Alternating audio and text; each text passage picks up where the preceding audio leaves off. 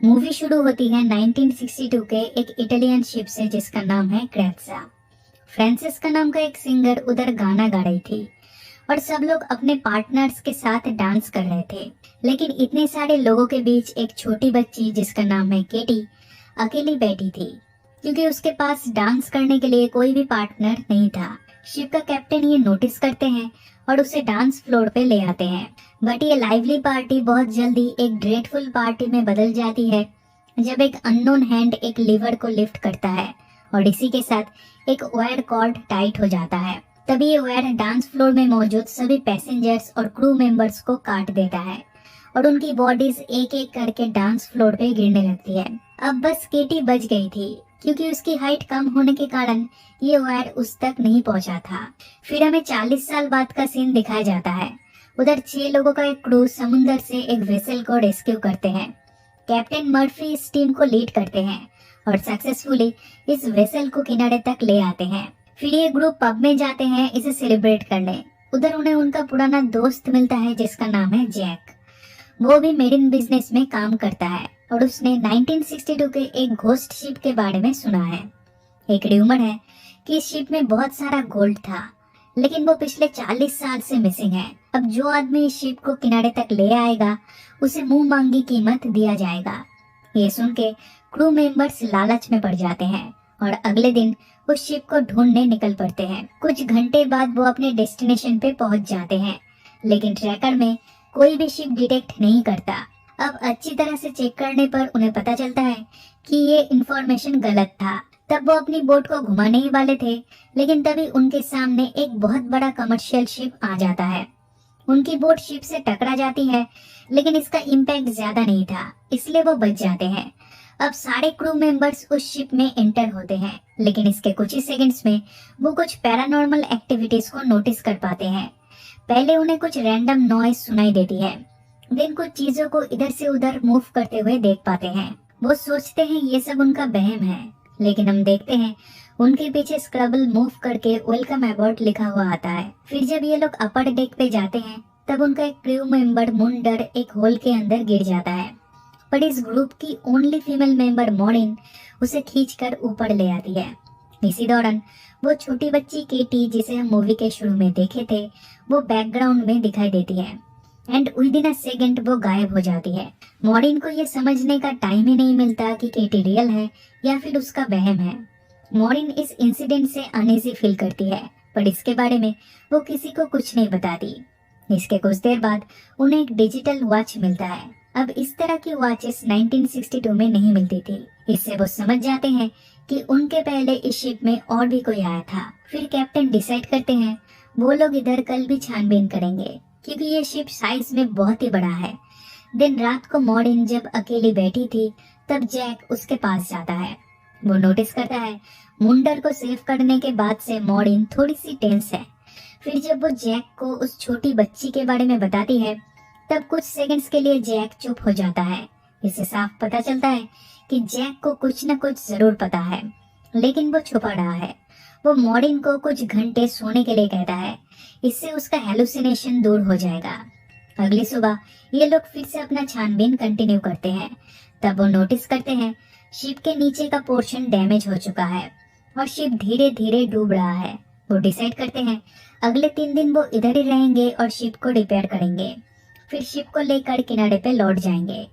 तो ये लोग अपने अपने काम में लग जाते हैं। इस time morning swimming pool area में पहुंच जाती है। उसे उधर बुलेट मार्क्स दिखता है, जो बहुत ही अजीब था, क्योंकि वो जानते थे सभी पैसेंजर्स की मौत तो डूबने से हुई थी।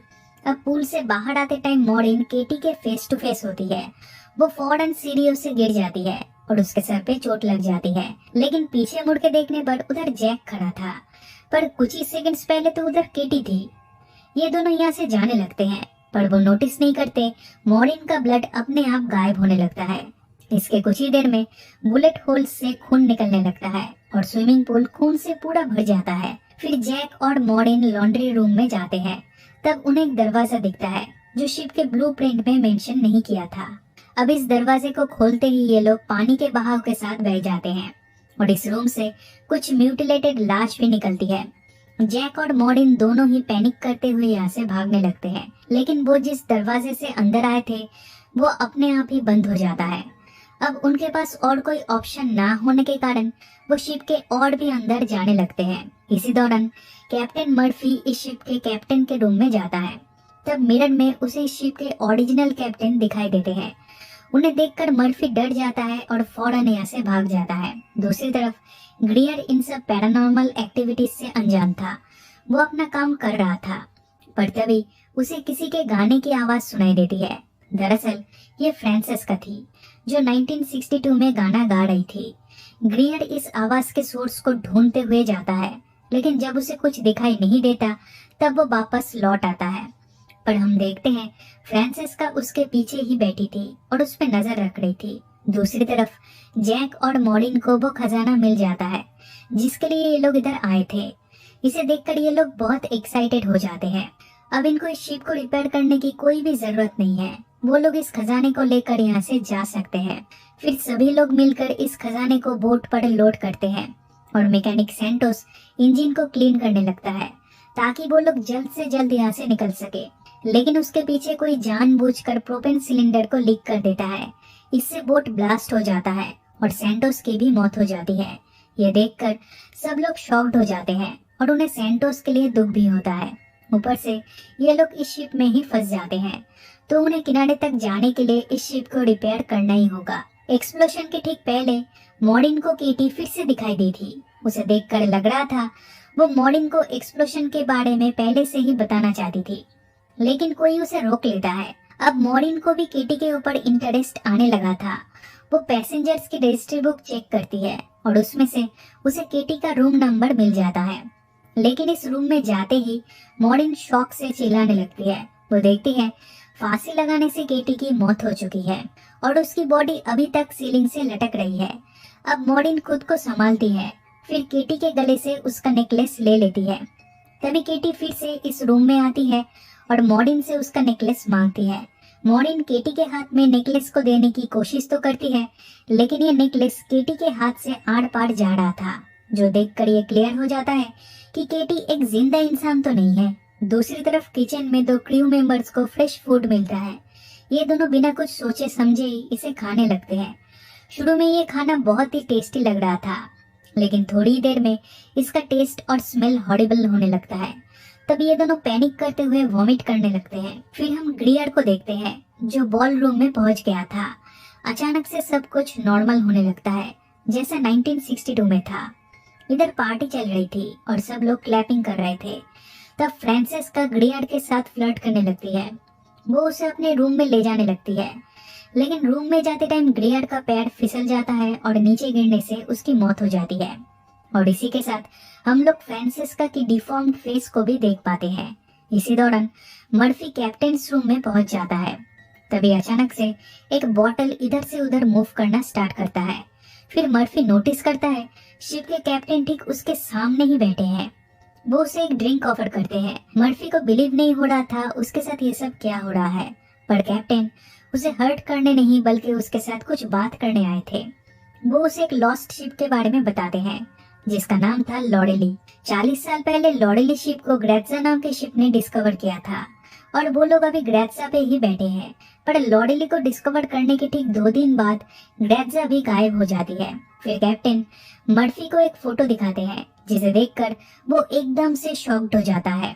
मीनवाइल केटी और मॉरिन भी उस रूम में बैठकर बात कर रहे थे। केटी कहती है 40 साल पहले जो लोग इधर मारे गए थे सब लोग एक ट्रैप में फंसे हुए हैं। उनकी मुक्ति नहीं हो रही है क्योंकि कोई पावरफुल शक्ति उन्हें शिप के साथ बांध कर रखी है। लेकिन अगर किसी भी तरह इस शिप को डिस्ट्रॉय कर दिया जाए तो सभी आत्माओं को मुक्ति मिल जाएगी। इससे पहले कि केटी उस पावरफुल इंसान के बारे में और भी कुछ बता पाती, इस रूम के दीवार के कलर्स अपने आप ही चेंज होने लगते हैं।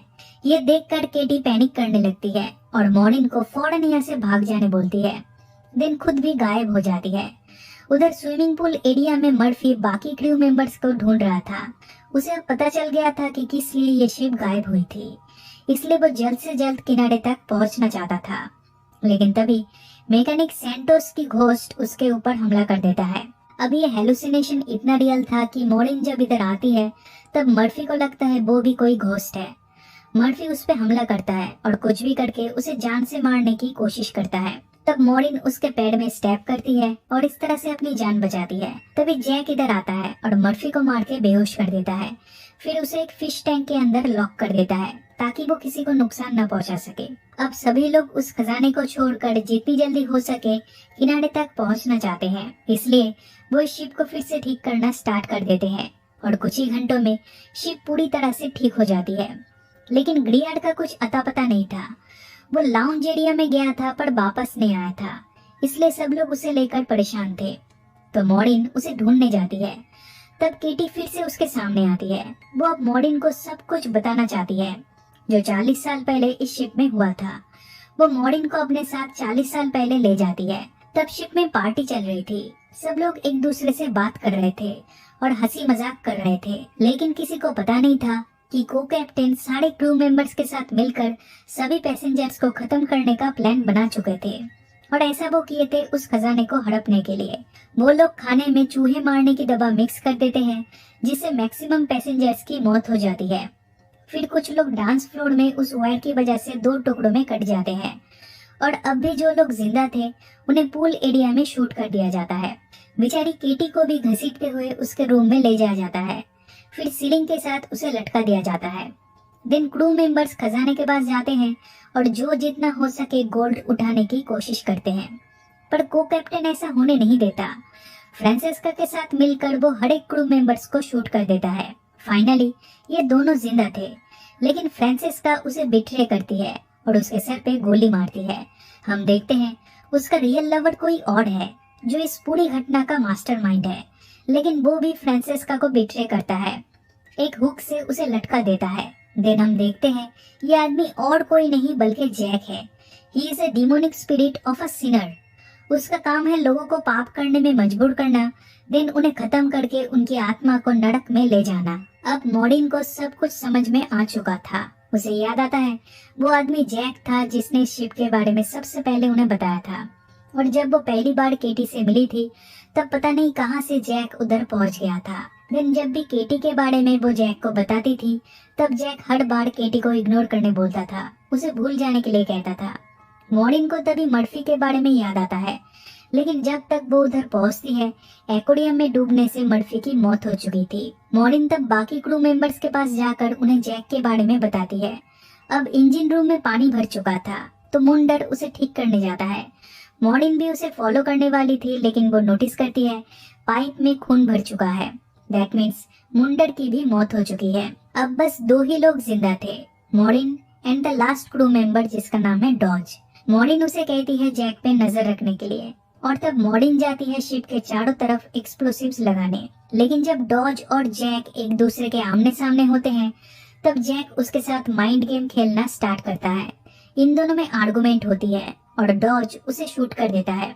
उसे लगता है जैक मर चुका है, इसलिए वो मॉरिन के पास जाता है और कहता है जैक को मैंने मार दिया है तो ये खजाना अब हम दोनों इक्वली डिवाइड कर लेते हैं, इससे हम अपनी पूरी जिंदगी बहुत आराम से जी पाएंगे। मॉरिन को उस पर शक होता है। वो कहती है तुम मुंडर को क्यों नहीं ढूंढते, अभी तक वो हमें मिला नहीं है। तब ये रिवील होता है कि ये आदमी डॉज नहीं बल्कि जैक है। वो अभी तक मॉरिन को पाप यानी सीन करने में मजबूर कर रहा था। जब तक ये शिप सही सलामत है तब तक उन सारी आत्माओं को मुक्ति नहीं मिल सकती। जैक को पता है मॉरिन को लालच नहीं है, वो कभी सीन नहीं करेगी, इसलिए जैक मॉरिन को एक ऑफर देता है। वो कहता है मैं तुम्हें जाने दूंगा और तुम भी इस शिप को कुछ नहीं करोगी, मेरे बनाए रूल्स में तुम इंटरफेयर नहीं करोगी। बट इसके रिप्लाई में मॉरिन एक्सप्लोसिव के ट्रिगर को प्रेस कर देती है। इससे जैक के साथ पूरी शिप ब्लास्ट हो जाती है और मॉरिन पानी में जंप करने से उसकी जान बच जाती है। फिर जब वो पानी में स्ट्रगल कर रही थी तब केटी आकर उसे रेस्क्यू करती है। जितने भी लोग इस शिप में मारे गए थे सभी आत्माओं को फाइनली मुक्ति मिल जाती है। फिर अगली सुबह एक क्रूज आकर मॉरिन को रेस्क्यू करती है। दिन जब उसे हॉस्पिटल में ले जाया जा रहा था तब वो नोटिस करती है गोल्ड से भरी एक क्रेट को एक क्रूज के अंदर ले जाया जा रहा है। इसके साथ जैक भी था और वो अपना साइकिल ऑफ सीन कंटिन्यू कर रहा था। मॉरिन तब चिल्लाती है, उसे रोकने की कोशिश करती है, लेकिन एम्बुलेंस का दरवाजा बंद हो जाता है और इसी के साथ ये मूवी पे खत्म हो जाती है।